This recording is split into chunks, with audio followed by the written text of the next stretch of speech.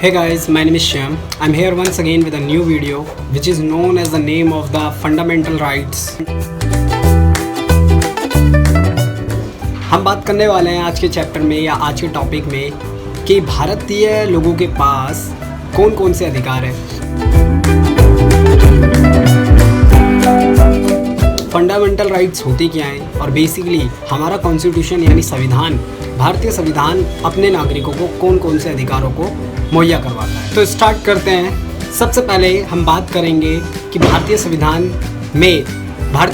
में दिए गए अधिकार, फंडामेंटल राइट्स बोले तो मौलिक अधिकार होते क्या हैं और ये पहले कितने थे और कितने अभी भी हमारे लोगों को यानी भारतीय लोगों को हमारा संविधान मौलिक अधिकार देता है। तो सबसे पहले हम बात करेंगे कि मौलिक अधिकार होते क्या हैं। मौलिक अधिकारों को इंग्लिश में कहते हैं फंडामेंटल राइट्स।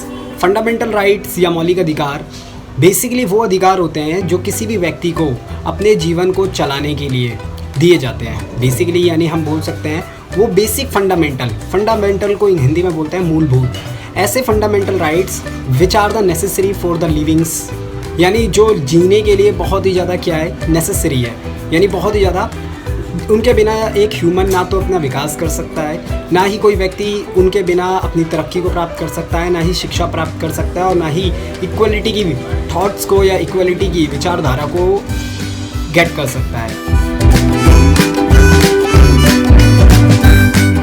तो इसी चैप्टर में हम ये भी जानेंगे कि भारतीय संविधान अपने नागरिकों को मुख्य रूप से कितने मौलिक अधिकार देता है, ये पहले कितने थे और आज के टाइम पे जो भारत में मौलिक अधिकार है उनकी कितनी संख्या है। तो सबसे पहले हमने बात की कि भारतीय संविधान में जो मौलिक अधिकार है वो बेसिकली भारतीय संविधान द्वारा अपने नागरिकों को दिए जाते हैं। मौलिक अधिकार वे अधिकार होते हैं जो किसी भी व्यक्ति के विकास के लिए बहुत ज़रूरी होते हैं। मौलिक अधिकार मुख्य रूप से लोकतांत्रिक देश में अपने नागरिकों के विकास के लिए दिए जाते हैं। मौलिक अधिकार जो होते हैं वो मुख्य रूप से भारतीय संविधान में शुरुआत में 7 थे, लेकिन बाद में उनमें चेंज कर संपत्ति के मौलिक अधिकार को हटा दिया गया।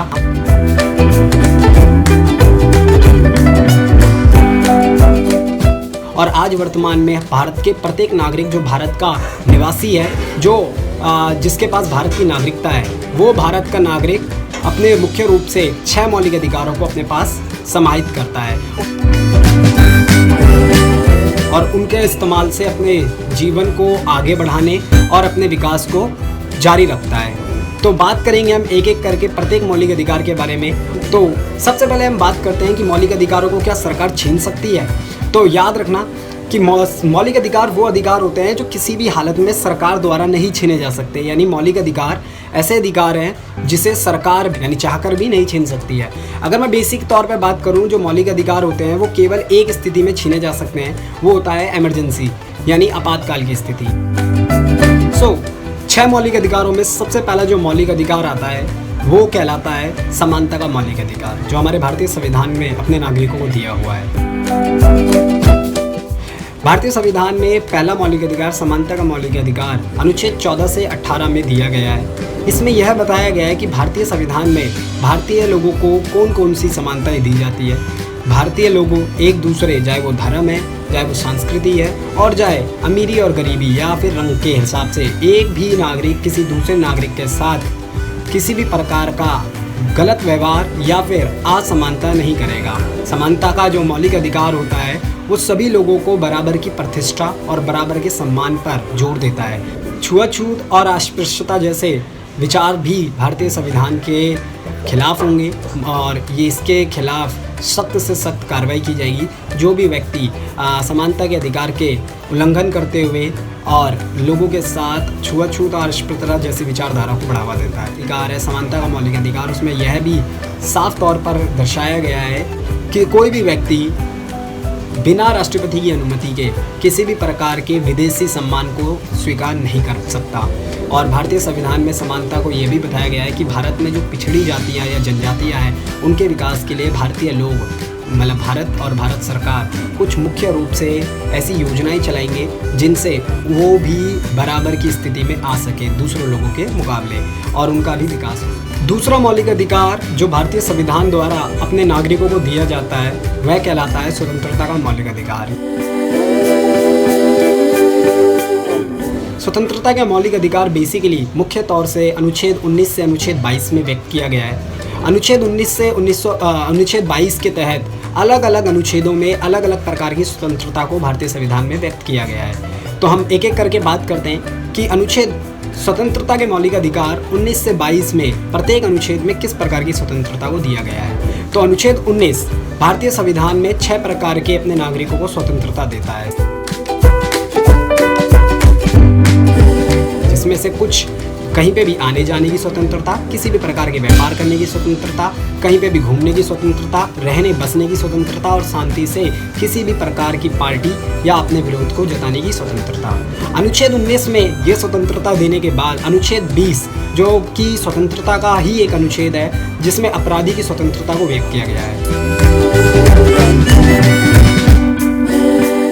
कि किसी भी अपराधी को अपराध की एक से ज़्यादा सज़ा नहीं मिलेगी। कोर्ट में किसी भी अपराधी को ज़बरदस्ती अपने खिलाफ बयान देने के लिए बाध्य नहीं किया जाएगा। उसके बाद हम बात करते हैं अनुच्छेद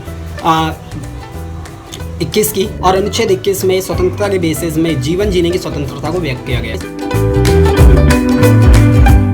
जीवन जीने की स्वतंत्रता के तहत 14 और उससे नीचे की उम्र के बच्चों के लिए जो कार्य या फिर बाल मजदूरी के नाम से जाना जाता है, ये कार्य करना दंडनीय अपराध होगा। और प्रत्येक व्यक्ति जो 14 साल से या बच्चा नीचे है, जो नाबालिग कहलाता है, वो काम अगर करता हुआ पकड़ा जाता है तो उस मालिक के खिलाफ सख्त से सख्त कार्रवाई होगी। अनुच्छेद 22 में स्वतंत्रता के तौर पर मुख्य रूप पर गिरफ्तारी का स्वतंत्रता दी गई है कि भारत में किसी भी व्यक्ति को गिरफ्तार करने से पहले उस चीज़ की रिपोर्ट उस व्यक्ति के खिलाफ दर्ज जो हुई है उसको दिखाना पड़ेगा। गिरफ्तारी करने के 24 घंटे के अंदर गिरफ्तार व्यक्ति को कोर्ट के सामने प्रस्तुत करना अनिवार्य होता है। और इसी के साथ साथ ये जो स्वतंत्रता है मुख्य रूप से हमारे संविधान यानी भारतीय संविधान द्वारा अपने नागरिकों को दी गई है। स्वतंत्रता के मौलिक अधिकार में 19 से 22 अनुच्छेद में इन स्वतंत्रताओं को व्यक्त किया गया है। तो तीसरा मौलिक अधिकार शोषण के विरुद्ध मौलिक अधिकार कहलाता है। भारतीय संविधान के अनुच्छेद 23 से 24 में इस मौलिक अधिकार को रखा गया है और इस मौलिक अधिकार के तहत मुख्य रूप से उन बातों पर ध्यान दिया गया है जिसके आधार पर यह बात साबित होती है कि किसी भी व्यक्ति के साथ भारतीय संविधान के तहत किसी भी प्रकार का शोषण, किसी भी प्रकार का गलत व्यवहार और बेगार और बेचना खरीदना जैसे जो कार्य होते हैं वो दंडनीय अपराध कहलाएंगे। यानी बेगारी मजदूरी और दासों को खरीदना बेचना जैसी विचारधारा या फिर इस प्रकार की कोई भी गतिविधि भारतीय संविधान के तहत एक दंडनीय अपराध कहलाएगी। भारतीय संविधान के अनुच्छेद 23 से 24 यानी शोषण के विरुद्ध मौलिक अधिकार में इस बात को साफ किया गया है कि भारत में 14 साल से कम उम्र के बच्चों को भी किसी भी प्रकार के कार्य में शामिल करने पर उस व्यक्ति के खिलाफ सख्त से सख्त कार्रवाई कानून द्वारा की जाएगी। फिर हम बात करते हैं भारतीय संविधान में चौथे मौलिक अधिकार की, जो कि कहलाता है धार्मिक स्वतंत्रता का मौलिक अधिकार।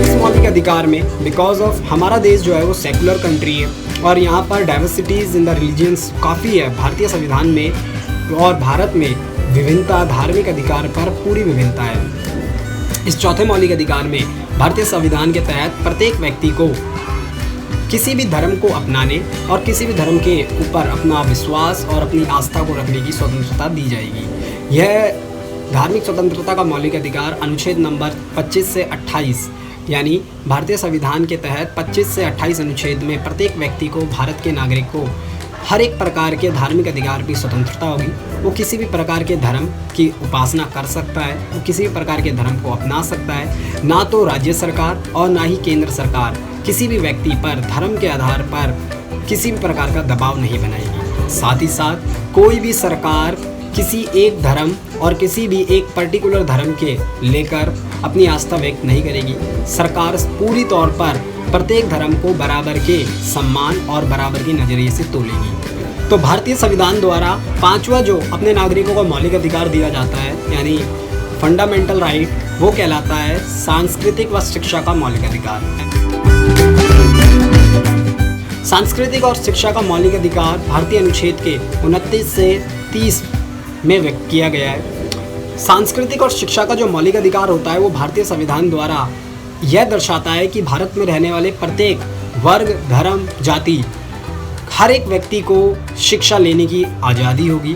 प्रत्येक व्यक्ति अपनी संस्कृति को बचा सकता है और उसकी उपासना कर सकता है, उसका प्रचार प्रसार कर सकता है। कोई भी व्यक्ति किसी भी दूसरे व्यक्ति की संस्कृति को ठेस पहुंचाने की कोशिश नहीं करेगा। अगर ऐसा कोई करता है तो सरकारी कानून के तहत उस पर सख्त से सख्त कार्रवाई कानून करेगा।